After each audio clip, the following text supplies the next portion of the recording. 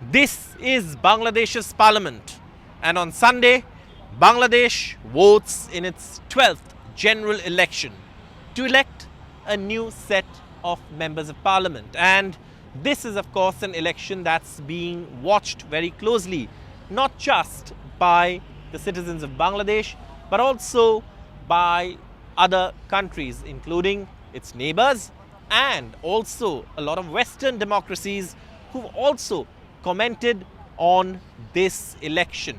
So let's break down these issues one by one.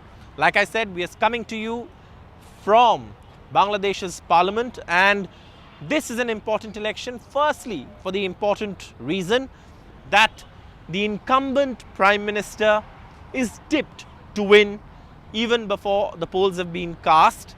And there's a reason behind that. And the important reason behind that is that not only there is going to be an election in which she and her party are going to field candidates, but the main opposition party, the Bangladesh Nationalist Party, or the BNP, has already opted out of these elections. They've given a boycott call, asked voters not to come out and vote. And today, the Chief Election Commissioner of Bangladesh did comment on this issue. He said it would be a much more competitive, inclusive and festive election had the BNP chosen to participate.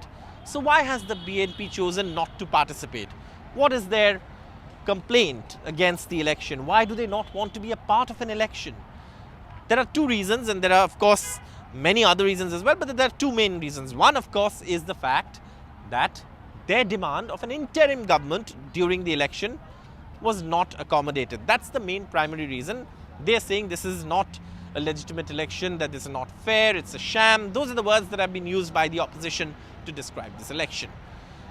Secondly, they also feel that this time around, the Prime Minister's party is going to manage the elections. They say this is a pre-managed election. So they again choose to opt out. This is one. Now, why are other countries also looking at this election? Well, for the simple reason that this election has a lot at stake, not just for Bangladesh, but also for its neighbors. And others are also watching it because remember, this is an election taking place where this nation will actually choose its Prime Minister, and that would depend on the future of this nation and the future of the region perhaps as well, because it's an extremely geostrategic location that Bangladesh has. And of course, there's India-Bangladesh ties. There have also been several other issues as well that Bangladesh has had to deal with when it comes to these elections. But one of the things that have also stood out is violence and the fear of violence and the question of legitimacy. The question of legitimacy has come up because A, the opposition parties have boycotted the election. Two, they're saying that this election is pre-managed, all of that. Then, of course, the other thing is that the violence part, and that, of course, the ruling Awami League. Prime Minister Sheikh Hasina's party, who's all set to return to office, says that it is the opposition that has been indulging in violence. And, of course, there have been incidents of violence, not just in the run-up to the elections, but even as late as yesterday when a train was set on fire in Dhaka itself with passengers inside. This was a moving train, the Benapol Express that was coming in from Joshore to Dhaka.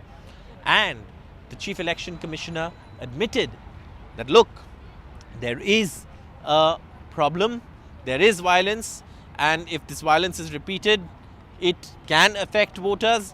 But he also said, look at the security arrangements we've made. Around 800,000 security personnel are on duty. 800,000, all armed. And they will ensure that there will be minimal violence and hopefully no violence. So, huge security arrangements also in Bangladesh. What is the next issue then? Well, one of the issues that has been a bit of an undercurrent over who's saying what is the US visa policy. And the US visa policy that has been articulated by the United States government is that anyone found interfering in the democratic process of the election will not be given visas.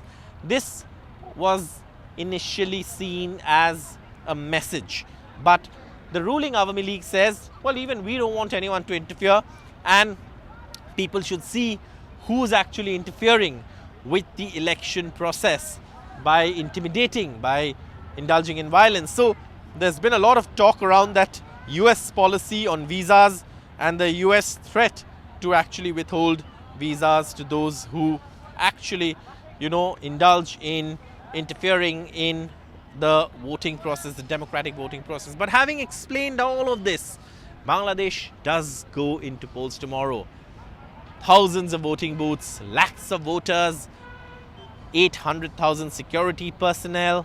All of this will culminate in the state actually going ahead with its 12th general election as this republic chooses to elect a new government, even amidst concerns of the opposition staying away, violence, and all of that has been much of the talk during this election. So keep watching NDTV for all the reports on polling day. We'll bring you a lot of reports from all across this beautiful country of Bangladesh, and we will be reporting from Dhaka, and there will be, of course, day-long updates on polling day in Bangladesh. Stay tuned to NDTV.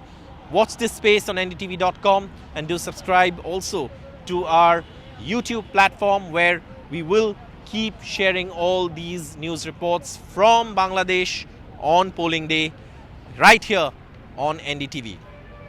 With camera person GD Shankar in Dhaka, Saurabh Gupta, NDTV.